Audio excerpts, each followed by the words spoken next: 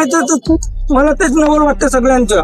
आमचं घर गेलं, शेती गेली, माझी 36 एकर शेती गेली, माझा पूर्ण परिवार त्या शेतीवर चालायचा, माझा उद्योगधंदा पूर्ण हिसकावून घेतला. पण मला काम पाहिजे ना, मग मी आपला परिवार कसा पोसणार? जेव्हा मी साधा प्रकल्पग्रस्ताचा दाखला बनवायला गेलो मुलांसाठी, स्वतःच्या नको, पण जिल्हा पुनर्वसन मला उत्तर दिलं की तुमची जागा लाभ क्षेत्रात येते. माझ्याकडे 2.5 एकर जागा शिल्लक आहे, माझी पुढे क्षेत्रात येते, पण ते जिल्हा पुनर्वसन अधिकारी म्हणतात त्या लाभ क्षेत्रात. ज्या धरणाच्या पाणी खाली लाभ क्षेत्रात जाईल कालव्याद्वारे, तो लाभ क्षेत्र. मी बुडी क्षेत्रात आहो, माझे सर्व प्रकल्प बांधव बुडी क्षेत्रात आहेत, त्यांच्या शेतात बुडले आहेत. तर त्या लोकांना ते म्हणतात की प्रकल्पग्रस्ताचा तुम्हाला दाखला सुद्धा मिळणार नाही, कारण की तुमची 2.5 एकर शिल्लक आहे. तर तुमच्या इकडचे जे नेते आहेत, आमदार खासदार, हे तुमच्या प्रश्नाकडे लक्ष नाही का देत? मग इथपर्यंत यायची गरजच नव्हती ना सर. त्यांच्यापर्यंत नेलेत का तुम्ही या समस्या? नाही, आम्ही नेले नाहीत तशा समस्या. आम्ही नेलेले आहेत. हे प्रत्येक आमदाराकडे खासदाराकडेच नाही, तर 2017 मध्ये माननीय मुख्यमंत्री साहेब फडणवीस साहेब यांच्यासोबत सह्याद्री भवन मुंबई इथं बैठक सुद्धा झाली प्रकल्पग्रस्तांची आणि त्यांची. त्याच्यामध्ये आम्हाला आमच्या 8 ते 9 मागण्या मान्य केल्या. पण जेव्हा इतिवृत्त आलं 1 महिन्याने, तो आम्हाला शून्य आला. पण आम्ही आपल्या घरून एक चादर आणलेली आहे, चादर हाकलायची आणि तिथं राहायच्या, आणि सकाळी आणखी 9 वाजले तर इथं यायचं. आणि आम्ही हॉटेलमध्ये जेवण करू शकत नाही, आम्हाला माहिती आहे एवढा महाग आहे. आम्ही आपल्या मिरच्या वगैरे आणलेल्या आहेत, निवृत्ती मीठ आणलेलं आहे, थोडासा भात वगैरे कुठं बनवायचा, आपलं थोडंसं जेवण करायचं. नाही तर जे आमरण उपोषण आहेत, आमरण उपोषण तर उपाशी राहणार नाही. जे बाकीच्या मंडळी आहेत कुठे भूतवाटवा स्वयंपाक करतील आणि राहतील. आम्ही हॉटेलमध्ये तर जेवण करू शकत नाही, आमची ती परिस्थिती नाही, आमची लायकी पण नाही. त्यांच्या डोळ्यामध्ये पाणी यायला लागले. नमस्कार मित्रांनो, टीडी बोलतोयच्या नवीन एपिसोड मध्ये आपलं स्वागत आहे. आपण आहोत आझाद मैदानावर आणि इथं काही प्रकल्पग्रस्त मंडळी त्यांच्या मागण्या घेऊन इथं बसलेत. आपण त्यांच्या बरोबर चर्चा करणार आहे. सर, आपलं कोणतं गाव? माझं भंडारा जिल्ह्यातील पिपरी पुनर्वसन. आपलं नाव काय म्हणले? भाऊ कातोरे. काय आपल्या मागण्या काय आहेत? आमच्या मागण्या हेच आहे की जी आमची शेती गेली, जमीन गेली, हे प्रकल्पामध्ये गेलेले आहेत. कुठल्या प्रकल्पामध्ये गेले? गोसेखुर्द. आम्ही इथं जे बसलेले आहोत, अख्ख्या महाराष्ट्रातले जेवढे प्रकल्प बाधित आहोत, ते संपूर्ण महाराष्ट्रातले प्रकल्प बाधित एकत्र येऊन हा लढा देत आहोत. आमच्यावर हा अन्याय झालेला आहे. आम्हाला त्या काळामध्ये खूप कमी पैसे दिले जमिनीचे, घराचे, आणि आमच्या शासनाने आमची फसवणूक केली. आणि जे शासनाने जे धोरण ठरवले होते प्रकल्पग्रस्तांसाठी, त्या धोरणाच्या, तो नियमाच्या, GR त्या लोकांनी पालन केलं नाही. तर त्यांनी पालन केलं नाही म्हणून आता आम्हाला इथं या मुंबईला येऊन आमरण उपोषण करायची वेळ आलेली आहे. म्हणजे तुम्हाला जो मुआवजा भेटणार होता तो भेटला नाही, जेवढा भेटायला पाहिजे होता तेवढा भेटला. हा, जो शासनाच्या नियमानुसार पाहिजे होता त्या पद्धतीचा आम्हाला तो मिळालेला नाही. कोणाला 60,000, कोणाला 50,000, काही लोकांना तर, या लोकांना तर 30,000, 20,000 रुपये एकरी. 30-20,000. हा, आणि त्या काळामध्ये जमीन घ्यायला गेलो तर 1,00,000-1,50,000 होती. यांना द्यायला पाहिजे कसं होतं, मग जेव्हा जमिनीचा जो भाव आहे 1-1.5 लाख, तो तरी त्या काळात द्यायला पाहिजे. त्यांनी 20 लाख, 15,000, 20,000, 15,000 दिले. पण अलीकडचं जे शासनाचं नोटिफिकेशन मी पाहिलेलं आहे, रेल्वेच्या संदर्भात पाहिलं होतं मी एक, तर त्याच्यामध्ये जेवढ्या किमतीची तुमची जमीन असेल, जेवढं त्याचं व्हॅल्युएशन म्हणतात त्याला, तर त्याच्या 5 पट रक्कम तुम्हाला शासनाकडून दिली जाते. हे 2013च्या नंतर. 2013च्या नंतर. पण 2013 म्हणजे 2012 मध्ये एखाद्या प्रकल्पामध्ये एखाद्याची शेती गेली असेल 1 महिन्याच्या अगोदर GR निघायच्या, त्याचा खरंच अन्याय झाला ना. मग तो त्याच्यात काहीतरी सुधारणा करायला पाहिजे होती शासनाने, ते केली नाही. आणि तुम्हाला कमी, खूपच कमी दिलं. आणि तसं तर आम्हाला जेव्हा आमची जमीन घेताना आम्हाला सांगितलं की प्रत्येक कुटुंबात एका व्यक्तीला नोकरी देऊ, आणि दिल्या का नोकऱ्या? मग तर एकही नाही दिलं ना. मग त्याच्यामध्ये यांनी एक नवीन आणलं की फक्त 5% मध्ये त्यांनी 3% केले होते. 2% भूकंपवाल्यांना आणि इतरांना, आणि त्याच्यातूनच होता ना ते. त्याच्यातूनच होता. आता आमची मागणी हेच आहे की आम्हाला ते तुम्हाला ज्या अगोदर नोकरीचा विषय होता की नोकरी देणार प्रत्येक कुटुंबात एक मुलाला, आमची जमीन त्याच्यात घेतात. आरक्षण दिलं तुम्हाला. आम्हाला जमीन घेताना सांगितलं होतं की तुम्हाला प्रत्येक कुटुंबाला एक नोकरी मिळेल, हा. तुम्हाला प्रकल्पग्रस्तांचा दाखला मिळेल, त्या दाखल्यावर तुम्हाला नोकरी मिळेल. पण तसं काही केलं नाही यांनी. प्रकल्पग्रस्तांसाठी एक वेगळा कोटा ठेवला समजा नोकऱ्यामध्ये. असं एक GR आहे, कोर्टाचा आदेश सुद्धा आहे. 18/4/2023 मध्ये कोर्टाचा एक आदेश आहे की 50% विशेष भरती राबविण्यात यावी. पण हे 50% विषय जे 50% जो एखादी प्रकल्प आहे, एखादा जागा आहे एखाद्या विभागामध्ये, त्याच्यामध्ये 50% जागा प्रकल्पग्रस्तांसाठी राखीव संपादित केलेलं जे आहे आमची जमिनी वगैरे त्याच्यात, ते तसं त्या GRचं हे लोक उल्लंघन करत आहेत. 50% आम्हाला घेतच नाही आहेत त्याच्यामध्ये. या कोर्टाने तारीख सहित आहे इथं 18/4/2023 निर्णय आहे कोर्टाचा. बघा कोर्टाचा आदेश आहे. कोर्टाचा सुप्रीम कोर्टाचा आदेश आहे. सुप्रीम कोर्टाच्या आदेशामध्ये तुम्हाला 50% भरावं असं सांगितलं होतं ना. तर हे सुप्रीम कोर्टाला मानत नाही आहेत. आहे सुप्रीम कोर्टाचा आदेश. याच्यानुसार यांना असं सांगण्यात आलं होतं 50% जागा तुमच्यासाठी राखीव असतील, पण त्याप्रमाणे काही शासन सध्या वागत नाही असं. सध्या आता तुम्ही किती दिवसासाठी इथं आंदोलन बसणार आहे? माझी तर तयारी आहे, जेव्हापर्यंत आमच्या मागण्या पूर्ण होत नाही त्यापर्यंत आम्ही इथं बसणार. मग ते 8 दिवस लागोत, 3 दिवस लागोत की 15 दिवस लागोत. आता याच्यामध्ये तुम्ही सगळे ग्रामीण भागामधून आले आणि इथं मुंबईमध्ये राहणं सोपं नाही. आता हे जे ग्राउंड आहे हे उपोषणासाठी ठेवलेलं आहे आझाद मैदान. तर संध्याकाळी 6च्या नंतर तुम्हाला थांबता येत नाही. बरोबर आहे. आम्ही अशा परिस्थितीत रोडाच्या बाजूला कुठेही आम्ही आपल्या घरून एक चादर आणलेली आहे, चादर हाकलायची आणि तिथं राहायचं आणि सकाळी आणखी 9 वाजले तर इथं यायचं. आणि आम्ही हॉटेलमध्ये जेवण करू शकत नाही, आम्हाला माहिती आहे एवढा महाग आहे. तर आम्ही आपल्या मिरच्या वगैरे आणलेल्या आहेत, निवृत्ती मीठ आणलेलं आहे, थोडासा भात वगैरे कुठं बनवायचं, आपलं थोडंसं जेवण करायचं. नाही तर जे आमरण उपोषण तर आहेत, आमरण उपोषण तर उपाशी राहणार, जे बाकीच्या मंडळी आहेत कुठे फुटपाथवर स्वयंपाक करतील आणि राहतील. आम्ही हॉटेलमध्ये तर जेवण करू शकत नाही. आमची ती परिस्थिती नाही, आमची लायकी पण नाही. त्यांच्या डोळ्यामध्ये पाणी यायला लागले. ते म्हणजे अशी सिच्युएशन, तुम्ही स्वतःची जमीन त्या प्रकल्पासाठी गेली आणि एक बेघर झाल्यासारखं म्हणजे शेतीच करत असतं ना, बेघर झाले. अशा लोकांना मुंबईमध्ये येऊन आंदोलन करायला सुद्धा त्यांना एवढी अडचणी आहेत की इथं या ग्राउंडवर त्यांना झोपायला जागा नाही, इथं त्यांना थांबू दिलं जाणार नाही संध्याकाळी 6च्या नंतर. आणि अशा परिस्थितीमध्ये ह्या गरीब लोकांना त्यांना त्यांच्या जमिनीमधून तर हद्दपार केलंच, तर इकडे फुटपाथवर राहण्याची वेळ आली. आणि हे सगळं झालं सरकारमुळे झालं ना. सरकारमुळे झालं नाही.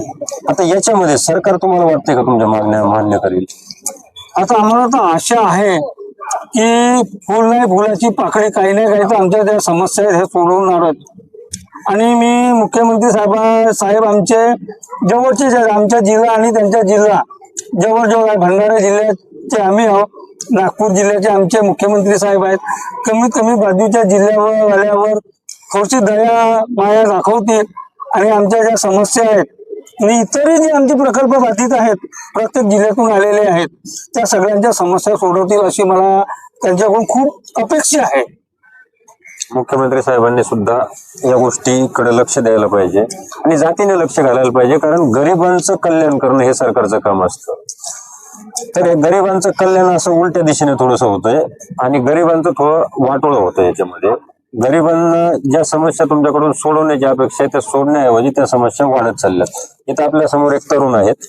आपलं नाव काय म्हणलं? हर्षवर्धन राजेंद्र. इकडे बघ. आपलं शिक्षण किती झालंय? माझं नाही का ऍग्रिकल्चर डिप्लोमा आणि डिग्री झालेली इथून, BSc ऍग्रिकल्चर. काही जॉब करता का? मी आता सध्याच्या घडीला बेरोजगार प्रकल्प रस्ते बेरोजगार आहे. बेरोजगार आहे. आणि या प्रकल्पग्रस्तामध्ये तुम्हाला या अपेक्षा असेल की याच्यामधून तुम्हाला रोजगाराची कुठेतरी संधी? हो सर, कारण की आमच्या जे म्हणजे प्रकल्पग्रस्तांना नाही का ऑलरेडी याच्या अगोदर नाही का म्हणजे शासकीय सेवेत सामावून घेतलेले प्रकल्पग्रस्तांना कोणची एक्झाम न घेता म्हणजे समन्वय येतं तो म्हणजे जिथं जिथं पाणी जातं हा. तिथं तिथं त्या म्हणजे जिथं समजा आपल्या एखाद्या धरणाचा असो किंवा तलावाचा असो जिथं जिथं पाणी जातं तिथं तिथं त्या मुलांना सामावून घेतलेलं आहे. आता पुरावा म्हणजे हा 12वी धरणाची उंची वाढवल्यानुसार विस्थापित झालेल्या प्रकल्पग्रस्तांना पाण्याच्या वापरावर समान पद्धतीने संबंधित आस्थापनेवर नेमणुकीबाबत हा GR शासनाचा आहे. हा फक्त 12वी धरणालाच लागू का? महाराष्ट्रातील इतर बेरोजगार प्रकल्पग्रस्तांना का नाही? हा एकाच धरणाच्या एकाच प्रकल्पावर एकाच प्रकल्पावर महाराष्ट्र शासनाला लागू केला. प्रत्येक प्रकल्पाला लागू असायला पाहिजे. मग असायलाच पाहिजे ना. शासन भेदभाव करतो. म्हणजे शासन सरळ सरळ तुमच्या बरोबर भेदभाव करते. आता इथं आंदोलनाला तुम्ही आजपासून सुरुवात केली ना? हो. तर आंदोलनामध्ये तुम्हाला किती टक्केच्या असं वाटतंय की तुमच्या मागण्या पूर्ण होत्या? आता शासनाला काय माहिती का आमच्या अर्ध्याच्या वर मागण्या नाही का या संविधानिक आहे. कारण की आता सुप्रीम कोर्टाने नाही का म्हणजे ऑलरेडी निकाल दिलेला आहे 50%चा. 50%. पण शासन नाही का 50% देत नाही. शासन सध्या किती टक्के देतं तुम्हाला? शासन आम्हाला 5% देतं. तर 5% आता पोलीस भरतीचा जो आता कट ऑफ लागलेला आहे सध्याच्या घडीला, तर आजचा विषय असा झालेला आहे की ओपन जे जनरल यांचा मेरिट सुद्धा प्रकल्पग्रस्त OBC प्रकल्पग्रस्तचा जास्त आहे. त्याचं कारण काय असं जास्त? त्यांचं कारण म्हणजे असं आहे की जागा खूप म्हणजे 5% जागा म्हणजे मुळात येतच नाही, खूप कमी येतं. कमी येतात. आणि आल्यास तर समजा मग ते काही प्रमाणात येतात आणि कट ऑफ हाय जातो त्याच्यामुळं. आता याच्यामध्ये आणखी काही गोष्टी अशा आहेत की तुम्ही जिथं धरणं वगैरे असे बांधले गेलेले आहेत तिथं तुमच्या पूर्ण जमिनी गेलेल्या आहेत. हो पण प्रकल्पग्रस्ताचे सर्टिफिकेट हो काही ठिकाणी असे तलावात कोणाची तरी 1-1.5 गुंठा जमीन गेली हो आणि बाकी त्याला 15-20 एकर जमीन साईडला आहे. ते एक संपूर्ण परिवार असतात. त्यांच्या मुलांना शिक्षण पण चांगलं भेटतं हो आणि त्यांच्याकडे पण तुमच्याकडे जे सर्टिफिकेट आहे प्रकल्पग्रस्ताचं तेच सर्टिफिकेट असतं. हो. मग एक तर तुम्ही तुमचा जो या प्रकल्पामध्ये गेलेले जे लोकांच्या जमिनी येतात तिथल्या लोकांचं काय असतं की त्यांना शिक्षण त्या लेवलचं भेटलेलं नसतं आणि कॉम्पिटिशन प्रकल्पग्रस्त हे जे दुसऱ्या बोलीतून आलेले प्रमाणपत्र आहेत याचा वापर करून येणारे जे पुढे पोरं येतात ते तिथे तुमच्यापेक्षा ऍक्च्युअली त्यांना जास्त गोष्टी भेटल्या असतात शिक्षणात आणि त्यांना डायरेक्टली फायदा होतो. त्यामुळे तुमचं मेरिट जास्त जातं. आणि दुसरं म्हणजे जागा कमी असतात खूपच. या 2 प्रकारे ह्या गोष्टी तुम्हाला तोटा होतोय त्या तुमच्या लक्षात येत नसते. असं तुम्हाला वाटतंय का की हे बाकीचे जे प्रमाणपत्र आहेत काही जिल्ह्यामध्ये तलावाचे मोठा तलाव तिथे 2-4 गुंठे किंवा अर्धा एकर जमीन गेली पण तुमचं काय झालेलं तुमचं पूर्ण क्षेत्रच त्याच्यामध्ये गेलेलं आहे आणि तुम्हाला कंपन्सेशन पण खूप कमी भेटलेलं आहे. तर ह्या मला याच्यावर असा एक प्रश्न विचारायचा आहे की सरकारी नोकरी तर हा एक विषय आहेच पण प्रकल्प तिथं राबवल्याच्या नंतर त्या प्रकल्पामध्ये जो रोजगार लागतो तिथे तुम्हाला प्राधान्य दिलं जातं? नाही सर. तिथं जे कामाला लोक असतात नाही सर. नाही सर. ज्या प्रकल्पाच्या आता एक उदाहरण देतो मला गोसे डॅम. गोसे डॅमच्या प्रकल्पावर जेवढे उद्योग चालू आहेत प्रायव्हेट उद्योग त्या उद्योगामध्ये आम्हाला 50% आरक्षण देण्यात यावं स्थानिक लोकांना. जसं समजा आता गोसेच्या याच्यावर चंद्रपूरला मोठा एक स्टील प्लॅन्ट होणार आहे. त्या स्टील प्लॅन्ट मध्ये आमच्या मुलांना तिथं 50% घेण्यात यावं. उदाहरणार्थ नदीजवळ प्रकल्प नागपूरवरून आपल्या गोसेवरून पाणी अमरावतीला येणार आहे. तिथं असंख्य भरती होणार आहेत. आमचे मुलं इंजिनियर आहेत, कोणी भरपूर शिकलेले आहेत. त्यांना त्यांच्या शिक्षणावर प्राधान्य देण्यात यावं. जसं मोद्याला NTPC चा कारखाना आहे तो आमच्या गोसेच्या पाण्यावर आमच्या धरणाच्या पाण्यावर चालते. मग आमच्या पाण्यावर चालते तिथं आमच्या प्रकल्पग्रस्तांच्या एका बांधवांना तिथं जॉब नाही किंवा रोजगार नाही. हे एकदम चुकीचे धोरण आहे. शासनाच्या जे धरणाच्या पाण्यावर जेवढे उद्योग आहेत त्या उद्योगामध्ये पहिले 50% आरक्षण आमच्या मुलांना देण्यात यावं. 50% आरक्षण. आपल्याला इथं काही महिला पण दिसतात. ताई आपलं नाव काय? ताई आपलं नाव काय? माझं नाव अर्चना गजानन सावतकर आहे. कुठून तुम्ही पण म्हणजे सगळे एकाच ठिकाणचे आहेत? आम्ही यवतमाळ जिल्ह्याचे. प्रकल्प आहे आमचा. तर प्रकल्पग्रस्तांच्या काय काय समस्या आहेत? आता खरं तर याच्या आधी हा मुद्दा बरेच ठिकाणी राबला असेल, पण मी याला म्हणजे आमरण उपोषणाला पहिल्यांदाच आलेली आहे. आणि यांचे एवढे जे भंडाराचे दिसतात आहे त्यांच्यामुळेच मला हे कल्पना म्हणजे कळालेलं आहे, किंवा भाऊसाहेब असतील यांच्यामुळे मला बरंच कळालेलं आहे. त्यामुळे मी इथे आलेली आहे. माझं फक्त शासनाला तितकंच हे आहे, तुम्ही 50% आरक्षण द्या. आरक्षण देणं होत असेल तर सरळ सेवेतून डायरेक्ट आता जे जलसंवर्धनाची भरती घेतलेले आहे त्याच्यातून आम्हाला डायरेक्ट तुम्ही नोकरी द्या. आमचं शिक्षण 12वी असो किंवा ITI किंवा 10वी असो, या मानाने तुम्ही त्याच्या सामावून घ्या. आमचं एवढंच मान्य आहे. पहिला नियम चालू होता आहे. हा होता असं आहे, यांनी परीक्षा दिलेली आहे तशी. म्हणजे पहिल्या नियमानुसार पहिल्याला शैक्षणिक पात्रतेनुसार घेतल्या गेलं, पण थेट नियुक्ती. थेट नियुक्ती होती तशी, असं का एक्झामही नव्हती तशी, डायरेक्ट व्हायचं. डायरेक्ट नियुक्ती होती शैक्षणिक पात्रतेनुसार? शैक्षणिक पात्रता आणि आता तसं नियुक्ती आता केली. नाही. नाहीच. म्हणून सांगलं ना, की जिथला तिथंच व्यवहार करायचा, जिथला तिथंच व्यवहार करायचा. असं का? अन्याय झाला नाही. धरणाचं पाणी त्यांना लागत नाही का? आमचा काय उपयोग आहे त्याच्यात? नाहीच. तर ते धरणाचं पाणी घेतात कसं? म्हणजे दुसऱ्यांना पाणी देण्यासाठी तुमच्या जमिनी गेल्या आणि त्या पाण्याचा तुम्हाला काहीच उपयोग होत नाही. इसापूर डॅमचं धरणाचं पाणी पार कुठपर्यंत गेलेलं आहे, पण आम्हाला कुठलाच लाभ नाही दादा म्हणतात तसे. तुमच्या इकडचे जे नेते आहेत, आमदार खासदार, हे तुमच्या प्रश्नाकडे लक्ष नाही का देत? मग इथपर्यंत यायची गरजच नव्हती ना सर. त्यांच्यापर्यंत नेलेत का तुम्ही या समस्या? नाही, आम्ही नेल्या नाहीत तशा समस्या. आम्ही नेलेले आहेत. हे प्रत्येक आमदाराकडे खासदाराकडेच नाही, तर 2017 मध्ये माननीय मुख्यमंत्री साहेब फडणवीस साहेब यांच्यासोबत सह्याद्री भवन मुंबई इथं बैठक सुद्धा झाली प्रकल्पग्रस्तांची आणि त्यांची. त्याच्यामध्ये आम्हाला आमच्या 8 ते 9 मागण्या मान्य केल्या, पण जेव्हा इतिवृत्त आलं 1 महिन्याने, तो आम्हाला शून्य आला. म्हणजे मागण्या नुसत्या समोरासमोर तुम्हाला मान्य केले असं? फक्त चर्चा केली, मान्य झाले म्हणून सर्व काही झालं. आम्ही मोठ्या खुशीने आपल्या गावाला गेलो मुंबईवरून, पण जेव्हा इतिवृत्त आलं 15 दिवसांनी, त्याच्यामध्ये आमची एकही समस्या सुटलेली नाही. त्या आपल्या बैठकीला माननीय चंद्रशेखर बावनकुळे पालकमंत्री त्यावेळेस नागपूरचे होते, ते सुद्धा होते, आणि बावनकुळे साहेब ते सुद्धा होते. आपला फडणवीस साहेब मुख्यमंत्री होते, ते सुद्धा होते. त्यांच्या माध्यमातून एवढी बैठक चर्चा होऊनही आमचे प्रश्न 2017 मध्ये सुद्धा सुटलेले नाही. आम्ही 17 पासून लढा देत आहोत. आमच्या एरियातले आमदार बदलतात, खासदार बदलतात, सर्व आम्हाला आश्वासनं देतात, पण आमच्या मागण्या जिथल्या तिथंच राहतात. असे किती प्रकल्पग्रस्त लोकांची संख्या किती असेल? तरी 4 ते 5 लाखाच्या वर आमचे प्रकल्पग्रस्त मुलं एका जिल्ह्यामध्ये? नाही, संपूर्ण महाराष्ट्रातले 4 ते 5 लाख लोकांची प्रकल्प बाधित लोक आहेत. 4 ते 5 लाखापर्यंत खूप मोठी संख्या आहे. पण सर्वात महत्वाची गोष्ट खूप मोठी म्हणायचं तर मला तेच नवल वाटतं सगळ्यांचं. आमचं घर गेलं, शेती गेली, माझी 36 एकर शेती गेली, माझा पूर्ण परिवार त्या शेतीवर चालायचा, माझा उद्योगधंदा पूर्ण हिसकावून घेतला. पण मला काम पाहिजे ना, मग मी आपला परिवार कसा पोसणार? जेव्हा मी साधा प्रकल्पग्रस्ताचा दाखला बनवायला गेलो मुलांसाठी, स्वतःच नको, पण जिल्हा पुनर्वसन अधिकाऱ्यांनी मला उत्तर दिलं की तुमची जागा लाभ क्षेत्रात येते, माझ्याकडे 2.5 एकर जागा शिल्लक आहे, माझी पुढे क्षेत्रात येते, पण ते जिल्हा पुनर्वसन अधिकारी म्हणतात का लाभ क्षेत्रात. ज्या धरणाच्या पाणी खाली लाभ क्षेत्रात जाईल कालव्याद्वारे, तो लाभ क्षेत्र. मी बुडी क्षेत्रात आहो, माझे सर्व प्रकल्प बांधव बुडी क्षेत्रात आहेत, त्यांच्या शेतात बुडले आहेत, तर त्या लोकांना ते म्हणतात की प्रकल्पग्रस्ताचा तुम्हाला दाखला सुद्धा मिळणार नाही, कारण की तुमची 2.5 एकर शिल्लक आहे.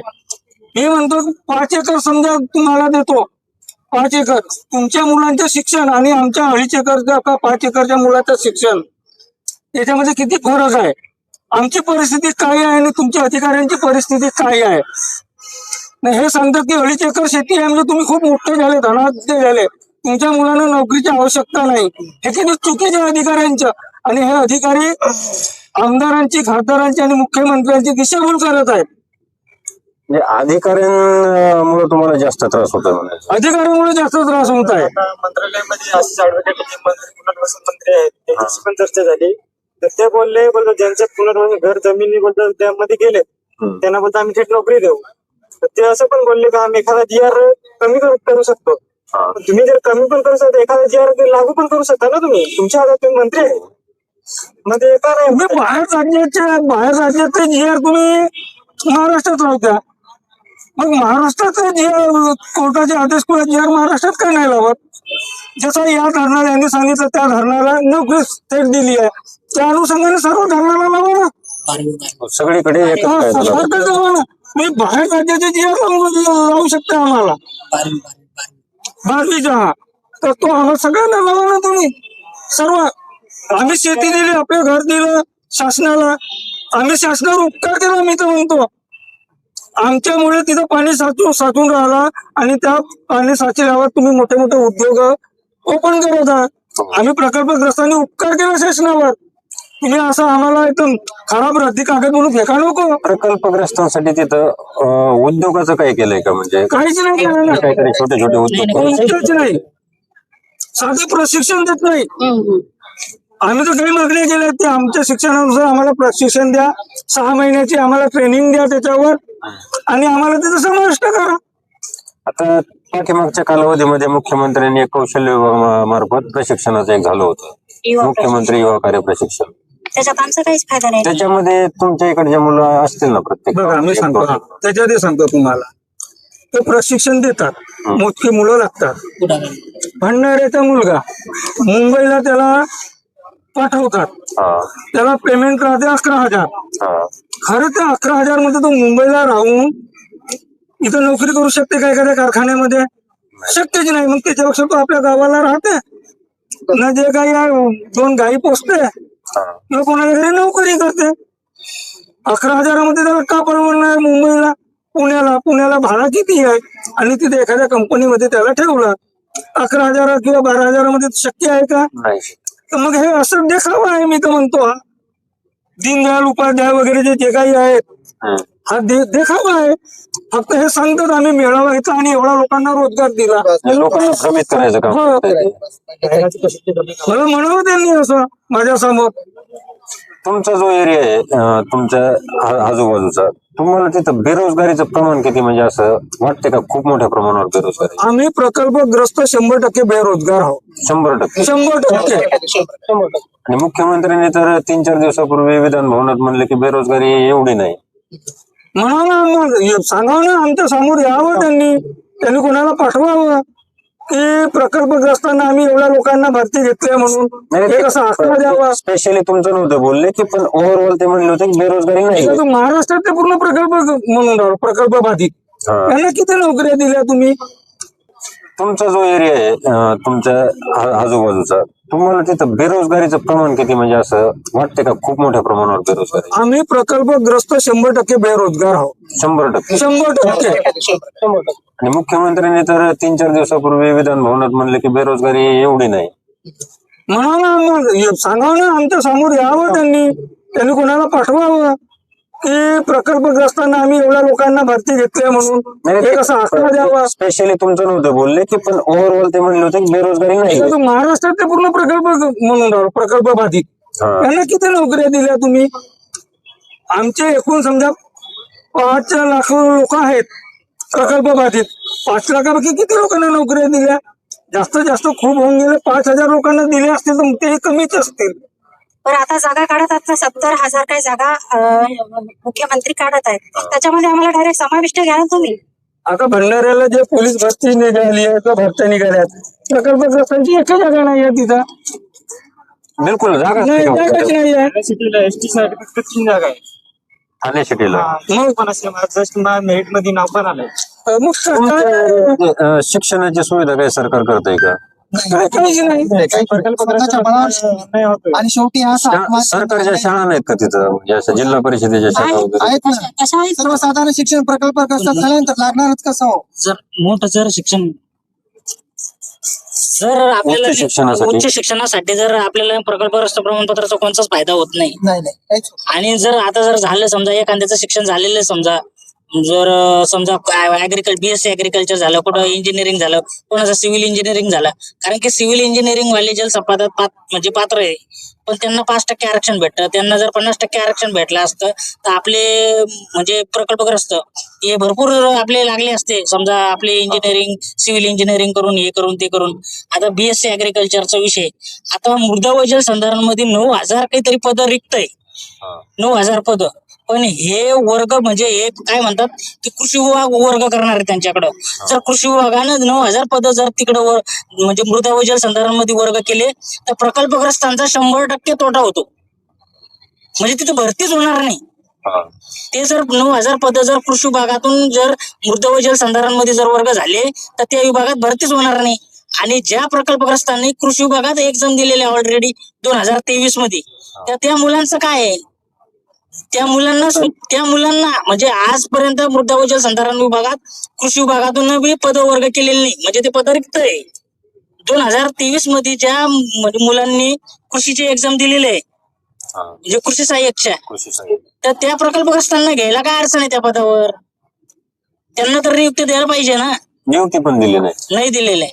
म्हणजे प्रकल्पग्रस्तांना दिलेला पाहिजे तो विशेष, कारण की तो डिपार्टमेंट प्रकल्पग्रस्तांचा येते मृद व जलसंधारण डिपार्टमेंट मध्ये तरी पाहिजे. हा. अशा भरपूर समस्या या सामान्य माणसांवर ओढून आलेल्या आहेत आणि यावर सरकारने काहीतरी निर्णय घ्यावा एवढीच अपेक्षा आपण इथं ठेवू शकतो. आणि या जिल्हा परिषद यांच्या मागण्या जास्तीत जास्त लोकांपर्यंत पोहोचवत म्हणून या व्हिडिओला एक शेअर करा आणि लाईक करा.